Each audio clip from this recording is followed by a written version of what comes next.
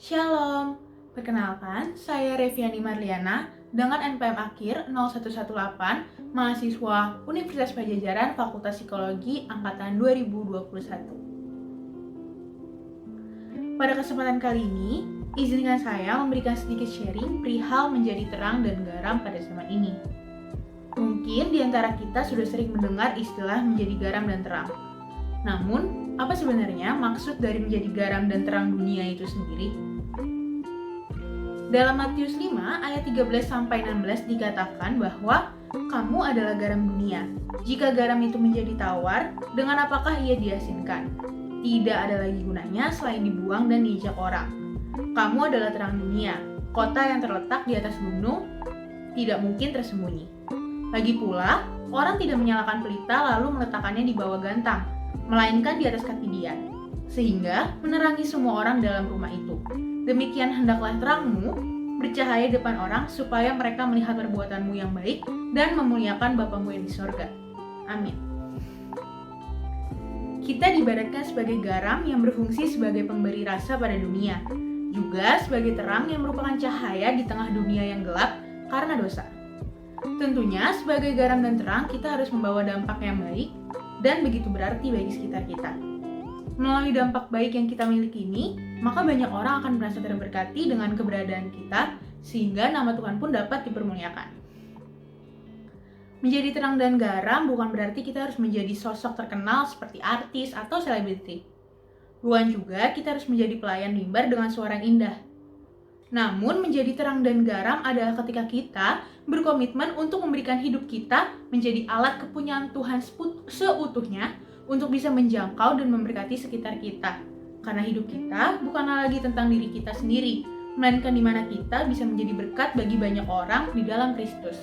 Yang juga terambil dari Galatia 2 ayat 20. Lantas, bagaimana untuk bisa memulai menjadi garam dan terang dunia?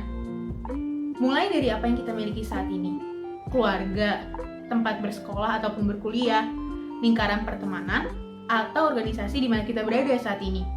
Tentu bukanlah suatu kebetulan ketika Tuhan menempatkan kita di suatu tempat atau posisi. Mulai gunakan apa yang kita miliki saat ini untuk bisa menyebarkan kebaikan Tuhan. Saya mau sedikit sharing tentang kehidupan pribadi saya. Saya adalah pribadi yang cenderung menutup diri. Saya mudah merasa insecure, apalagi dalam hal memposting atau mengunggah konten di media sosial. Saya takut akan adanya omongan negatif dari orang di luar sana. Namun, ada satu kalimat yang membuat tertegun bagi saya, yaitu kebaikan Tuhan terlalu besar untuk tidak dibagi-bagi. Maka dari itu, saya akhirnya memberanikan diri untuk memulai posting pengalaman pribadi saya dalam menjalani keseharian bersama Tuhan. Bagaimana saya merasa terberkati atas apa yang telah Tuhan berikan. Bahkan di tengah kesulitan yang saya alami, saya merasa Tuhan tetap menguatkan dan menjadikan setiap masalah saya itu sebagai batu pijakan dan bukan batu sandungan. Awalnya saya hanya sekadar sharing di media sosial pribadi saya. Terkadang ada juga beberapa orang yang merespon positif dan berkata merasa terberkati. Ada juga orang yang mempercayakan ceritanya ke saya. Saya pun juga hanya menyemangatinya, mengingatkan untuk berdoa, dan juga membantu dalam doa. Singkat cerita, salah satu teman saya berhasil melewati masalah yang ia hadapi tersebut dan berkata kepada saya bahwa ia sangat merasa terberkati dan berterima kasih atas setiap dukungan dan doa saya.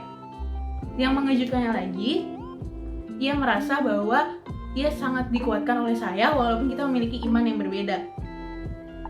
Ia merasa ia selalu diingatkan terus baik oleh saya bahwa rancangan Tuhan adalah rancangan yang terbaik dan ia sangat merasa terberkati melalui apa yang saya sharingkan selama ini. Di situ saya merasa sangat terkejut dan terharu. Tidak pernah sedikit pun terlintas dalam benak saya bahwa apa yang saya lakukan akan sebegitu berdampak bagi orang lain. Dari situ saya semakin yakin bahwa Tuhan tidak pernah menempatkan umatnya menjadi sosok yang biasa-biasa saja, melainkan Tuhan ingin pakai setiap umatnya untuk menjadi terang bagi sekitar. Saya pun semakin semangat untuk menceritakan kebaikan Tuhan dalam hidup saya hingga saat ini. Dan saat ini, puji Tuhan saya dipercayakan menjadi kakak komsel atau kelompok sel yang berfungsi sebagai tempat untuk sama-sama bertumbuh di dalam Tuhan. Saya pun semangat untuk bisa saling menguatkan dan saling bertumbuh di dalam Tuhan melalui komsel tersebut.